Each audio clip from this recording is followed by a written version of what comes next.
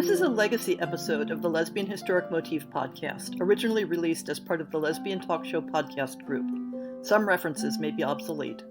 The show looks at lesbian-relevant themes in history and literature, has interviews and discussions about current historical fiction with queer female characters, including fantastic versions of the past, and presents new original historical fiction for your enjoyment.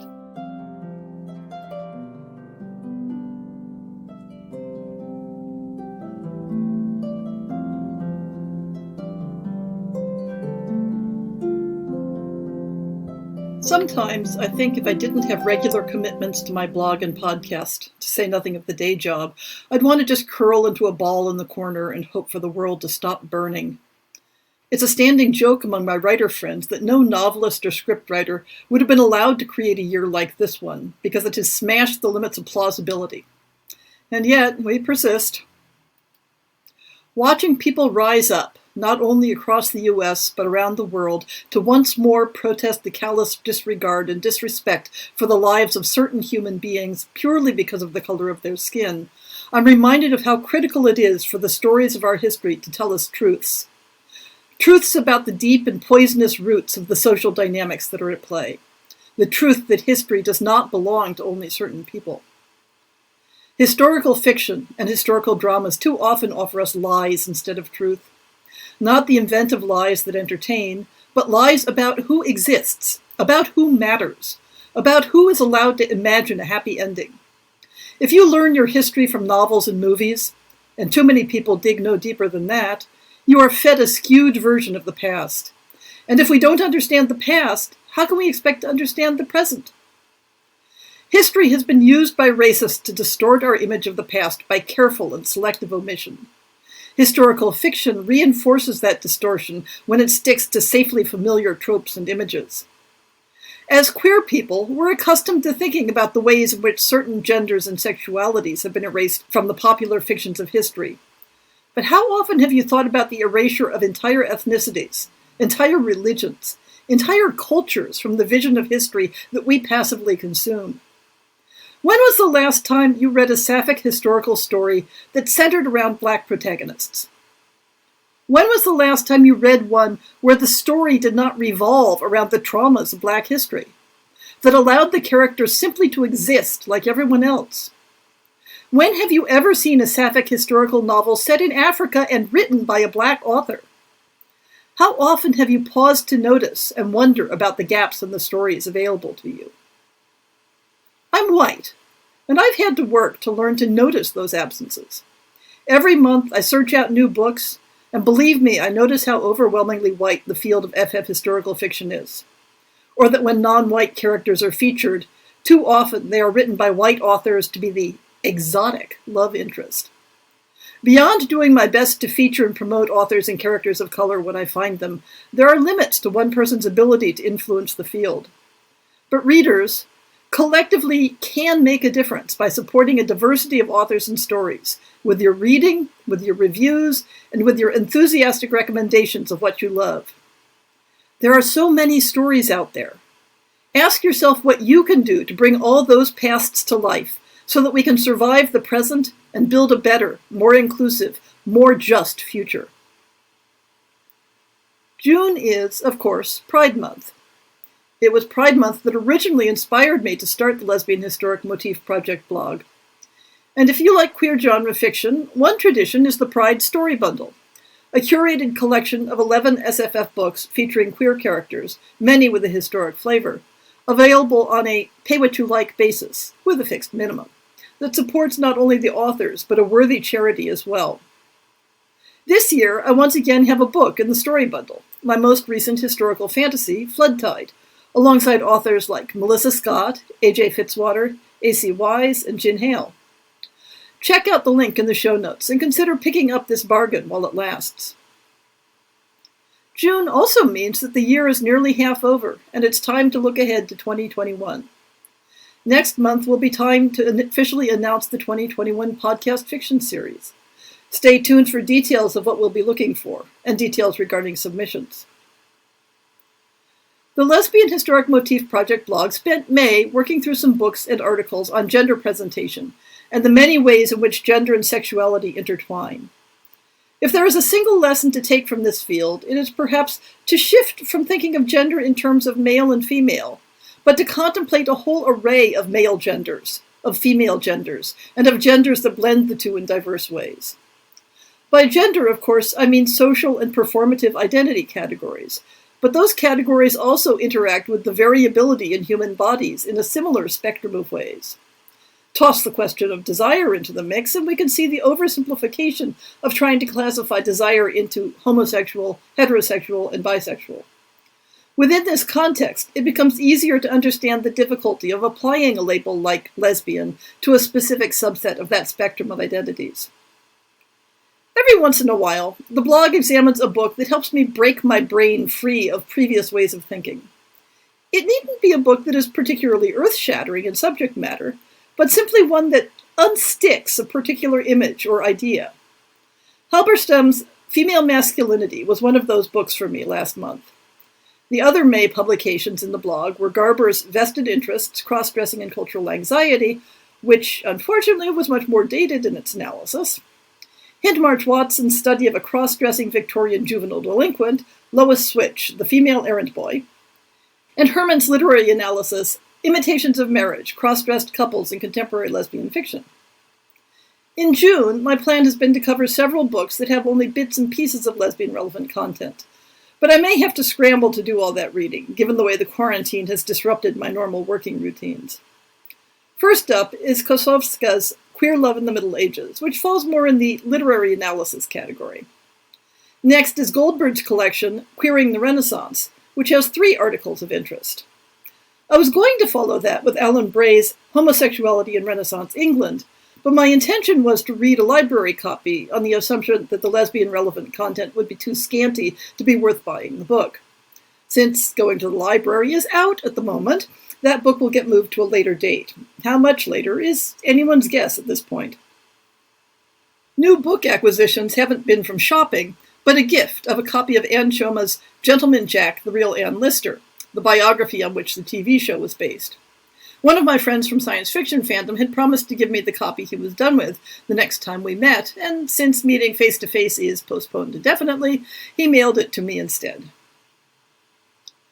This month's author guest will be Amy Hoff, whose historical fantasy novel, My Heart's in the Highlands, is coming out from Bella Books this month.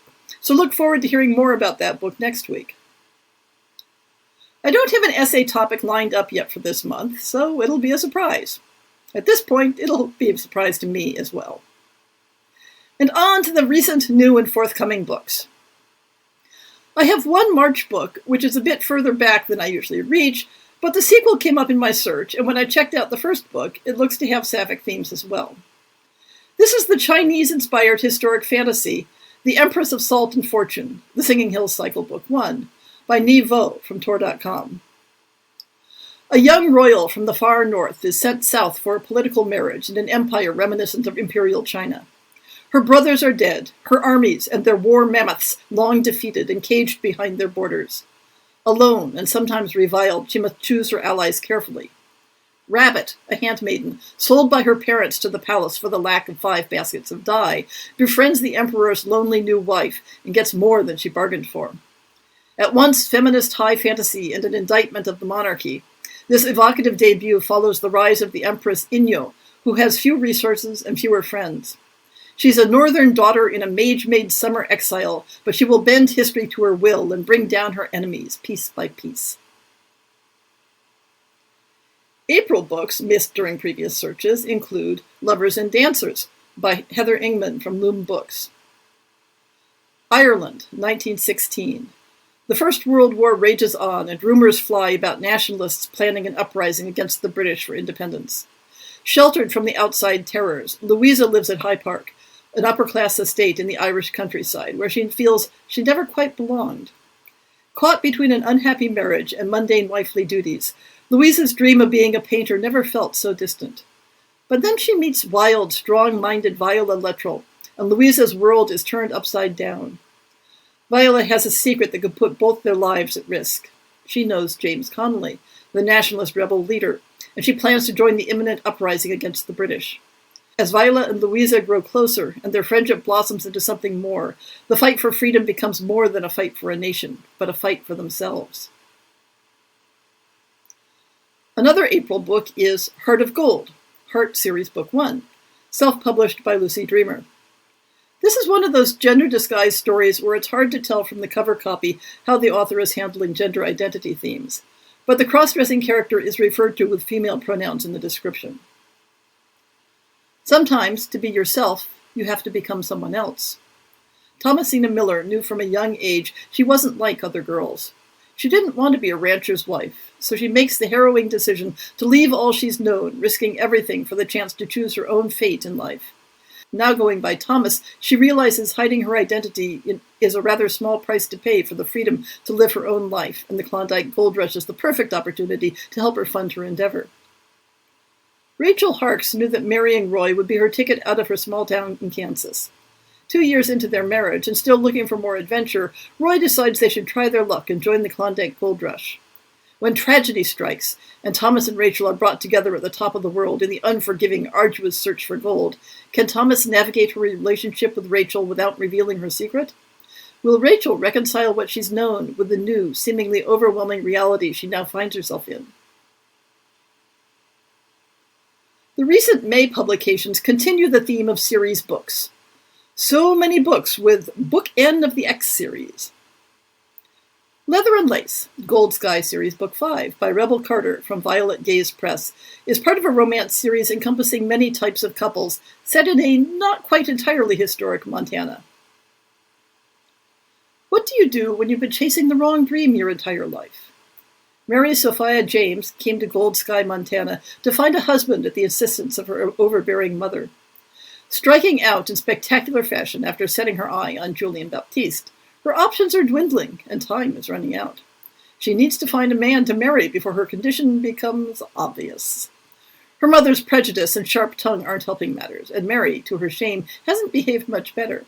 But all her plans are upended when she spots the most beautiful person she's ever seen across the town square. Alex Pierce is strong, intriguing, looks stunning in a pair of trousers, and a woman. Gold Sky is accepting of all types of love, and that between women is no different. Still, Alex didn't expect to be so floored by the sight of the fiery-haired yet fragile-looking young woman. Mary needs to be married, and Alex has a solution. Because in Gold Sky, Montana, there are many ways to be married, and not all of them include a man. This next publication is quite short, and appears to be the start of a serial, being released in individual chapters, so don't expect a full completed story yet. The Queen Takes All, Part 1, Book 1, self-published by Clarissa Summers. A rumored courtesan, an exclusive party, and a secret society. What could go wrong? Hetty is overcome with excitement when her stepfather asks her to complete an undercover assignment. The catch? She must travel to London and pose as a French lady in order to win the friendship of the infamous Delphine Dubois. Yet the evening takes an unexpected turn. A Matter of Time, The Unlikely Adventures of Mortensen and Spurlock, Book 1, by Lucy True, also known as J. Hawkins, from Persephone Press, takes place in a supernatural version of the past. It's not easy finding love in 1892 Victorian London. Midnight adventures, artifact hunting, and the occasional murder. It's all in a day's or night's work for Alice Mortensen.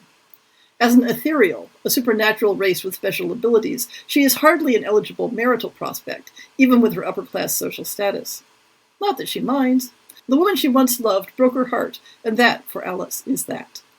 Until said woman, one Lady Eleanora Spurlock, returns with a desperate request. Find a powerful artifact to ransom in exchange for a kidnapped servant. It's one thing for Alice to risk her life. It's quite another to risk her heart for the second time. But her perpetual curiosity about the mysterious etheric world is enough temptation for Alice to gamble both. Soon, both Alice and Nora are fighting off fireballs, an overeager stepmother determined to see them marry and each other in a race to rescue an innocent lady's maid. Coming back to ordinary, very ordinary life, we have Like a Tornado, self-published by Lauren Abusamra. Charlotte Swanson comes from an affluent family in the town of Uresbury, Vermont. The time is 1955. To the untrained eye, Charlotte has it all: a charming husband, two young, adoring sons, and a prominent place in the town's circle of book clubs, tea times, and a local women's organization. A beautiful newcomer, Evelyn Howard, comes to town and does more than intrigue our restless Mrs. Swanson. Exchanged glances, accidental hand brushes, and small talk may not be all these two share. I found 5 books coming out in June, though, based on experience, more will pop up in next month's search. The first one is rather cagey about whether the queer content is solid or only being teased at. Belladonna, a novel, by Anbara Salam, from Penguin. An evocative, atmospheric story of friendship and obsession set in the 1950s that follows 2 schoolgirls from Connecticut whose lives are changed forever when they travel to a silent convent in northern Italy to study art for a year. Isabella is beautiful, inscrutable, and popular. Her best friend, Bridget, keeps quietly to the fringes of their Connecticut Catholic school, watching everything and everyone, but most especially Isabella. In 1957, when the girls graduate, they land coveted spots at the Accademia di Belle Arte di Pentilla in northern Italy, a prestigious art history school in the grounds of a silent convent. There, free of her claustrophobic home and the town that will always see her and her Egyptian mother as outsiders, Bridget discovers she can reinvent herself as anyone she desires. Only Isabella knows the real Bridget, just as Bridget knows the true Isabella. But as that glittering year goes on, Bridget begins to suspect Isabella is keeping secrets from her. Secrets that will ruin all of her plans and that will change the course of their lives forever. I keep thinking from the title that this next book is set much earlier, but it's a post-World War I story. Her Lady's Honor, by Renee Dahlia from Carina Press. When Lady Eleanor, Nell St. George, arrives in Wales after serving as a veterinarian in the Great War, she doesn't come alone. With her is her former captain's beloved warhorse, which she promised to return to him, and a series of recurring nightmares that torment both her heart and her soul. She wants only to complete her task, then find refuge with her family. But when Nell meets the captain's eldest daughter, all that changes. Beatrice Hughes is resigned to life as the dutiful daughter. Her mother grieves for the sons she lost to war. The care of the household and remaining siblings falls to Beatrice, and she manages it with a practical efficiency. But when a beautiful stranger shows up with her father's horse, practicality is the last thing on her mind. Despite the differences in their social standing, Beatrice and Nell give in to their unlikely attraction, finding love where they least expect it. But not everything in the captain's house is as it seems. When Beatrice's mother disappears under mysterious circumstances, Nell must overcome her preconceptions to help Beatrice, however she's able. Together they must find out what really happened that stormy night in the village, before everything Beatrice loves is lost, including Nell. This month's author guest has written a cross-time story that blends several of her favorite eras and themes. My Heart's in the Highlands, by Amy Hoff from Bella Books. Lady Jane Crichton is one of the Edinburgh Seven, the first women to study medicine in the United Kingdom. Jane's real love is science and invention, and she builds a time machine. Her first flight, attended only by Dr. Joseph Bell, ends badly when she crash lands in 13th century Gaelic Scotland. Her rescuer, a gruff warrior woman named Ainsley, shows her the delights of island life and teaches her more than she'd ever learned in the university's hallowed halls. A.J. Fitzwater has had 2 book releases in the last month, and I can't go without mentioning The Voyages of Cynric the Dapper, published by Queen of Swords Press, a collection of stories about a lesbian capybara pirate. Yes, you heard that right. But Cynric doesn't quite fit into anything resembling our history, so for that I'll feature No Man's Land from Paper Road Press.